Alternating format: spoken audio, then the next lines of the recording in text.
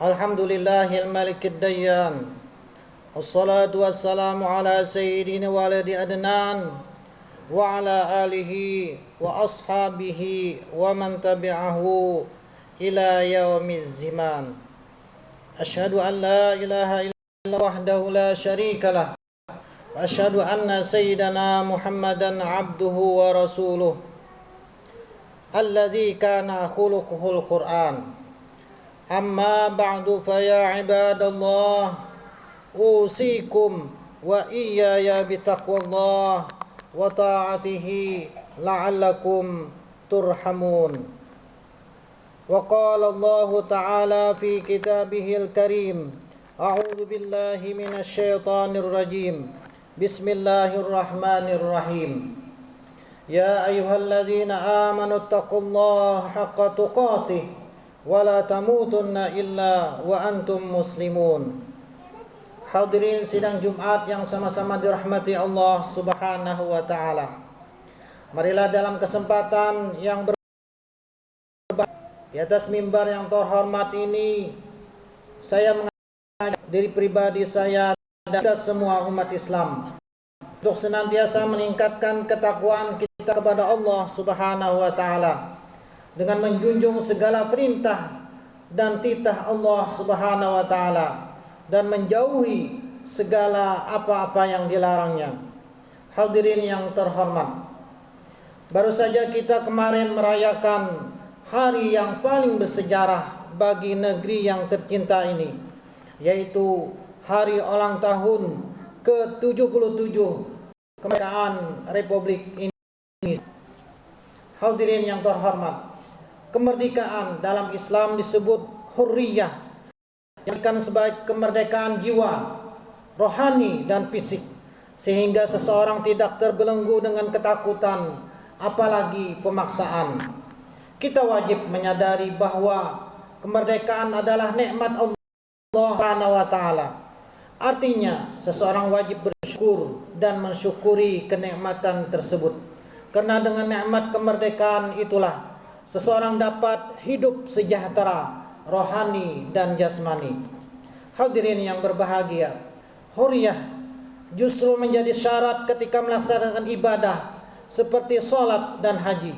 Sebab tanpa kemerdekaan atau al-hurriyah, maka tidak ada ketenangan dalam ibadah.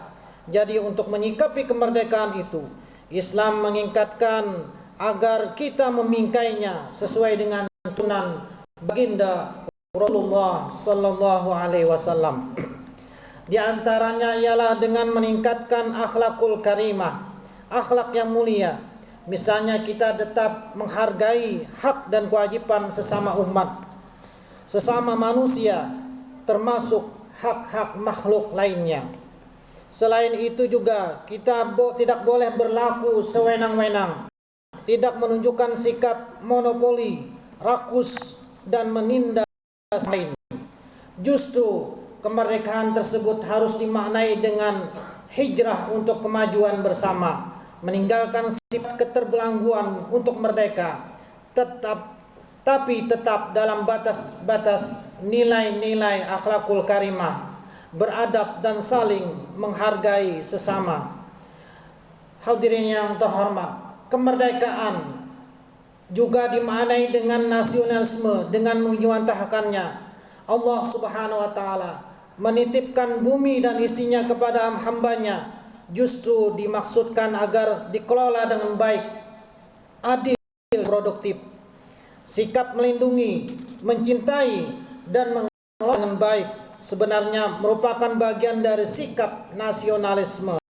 Oleh karena itu, nasionalisme harus dimaknai sebagai suatu sikap pembelaan pada negeri yang tercinta, yang sudah Allah titipkan kepada kita untuk dikelola dan ditata dengan penuh rasa tanggung jawab. Dan kita tidak boleh merasa lebih menguasai, lebih memiliki, sehingga muncul sifat sarakah, rakus, tamak, dan cenderung menghalalkan segala cara untuk memiliki dan mempertahankannya.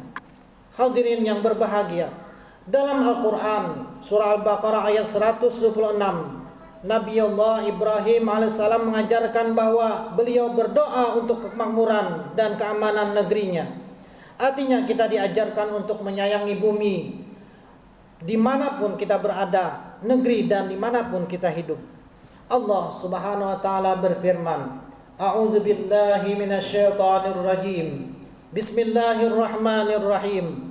Wa idz qala Ibrahim rabbi ja'al hadza baladan amina wa razaqh lahu samarati man amana billahi wal yaumil akhir.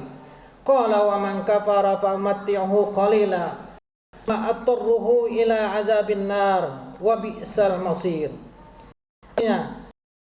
Dan Nabi Allah Ibrahim berdoa, ya Tuhanku, jadikanlah negeri Mekah ini menjadi negeri yang aman. Berilah rezeki berupa buah-buahan kepada penduduknya, yaitu di antara mereka yang beriman kepada Allah dan hari kemudian.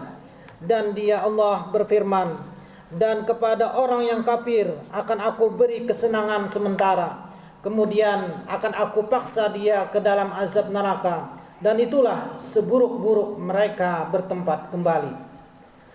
Hadirin yang terhormat, jadi nasionalisme harus diartikan sebagai sikap patriotisme untuk menaikkan martabat suatu negeri dan penduduknya agar tidak berada dalam penjajahan, keterbelakangan, kebodohan, dan kemiskinan. Allah Subhanahu wa taala berfirman dalam Al-Qur'an surah At-Taubah ayat 122. A'udzu billahi minasyaitonir rajim. Wa ma kana al-mu'minuna liyunfiru kafah falawla nafara min kulli firqatin minhum ta'ifah liyatafaqahu fid din wa yanzuru qaumahum idza ra'u ilaihim la'anhum yahzarun. Dan tidak sepatutnya orang-orang mukmin itu semuanya pergi ke medan perang. Mengapa demikian? Dari setiap golongan di antara mereka tidak pergi untuk memperdalam pengetahuan agama mereka dan untuk memberi peringatan kepada kaum kembali agar dapat menjaga dirinya. Syekh Profesor Dr. Umar bin Abdullah Profesor Universitas Qasim Saudi Arabia dari ayat tersebut bahwa memberikan pemahaman bahwa menjadi tugas seseorang untuk paham masalah agama adalah istiqomah antaranya dan mendirikan syariat yang ditetapkan untuk tidak merangkul di antara umat manusia. Yang kedua, pada ayat ini pula pesan yang cukup sederhana namun memberikan dampak faedah yang penting, yaitu semestinya setiap muslimin mempersiapkan segala maslahat yang ia dapatkan untuk kebaikan seluruh umat dan mampu untuk menebar kemaslahatan itu sehingga berusaha untuknya dan tidak berhal yang menjauhkan dirinya agar semua kebaikan dapat dirasakan oleh semua umat. Yang baik pula adalah kemaslahatan agama dan dunia mereka. Sekalipun banyak tantangan, tetapi memberikan kemaslahatan kebaikan begitu besar bagi umat. Yang ketiga adalah menuntut ilmu dan memperdalam ilmu adalah bagian terpenting daripada makna jihad. Oleh karena itu, seseorang yang menuntut ilmu adalah bagian dari kelompok jihad yang sesungguhnya, bukan jihad untuk berperang ataupun yang lainnya. Oleh karena itu, kita sekarang sebagai mahasiswa, dosen, ataupun tenaga pendidikan, ataupun profesi yang lainnya, maka hendaklah kita melaksanakan jihad sesungguhnya itu, yaitu menuntut dan memperdalam ilmu pengetahuan agama maupun pengetahuan lainnya. Hadirin sidang Jumat yang dirahmati Allah Subhanahu wa taala, mudah-mudahan Allah memberikan taufik dan hidayah kepada kita semua untuk melaksanakan segala perintah Allah dan melaksanakan sunnah-sunnah Rasulullah sallallahu alaihi wasallam dan memaknai makna kemerdekaan ini dengan sesungguhnya. Barakallahu li wa lakum fil Qur'anil azim wa nafa'ani wa iyyakum min ayati wa zikril hakim wa taqabbal minni wa minkum tilawatah innahu huwal ghafurur rahim. Allahumma salli wa sallim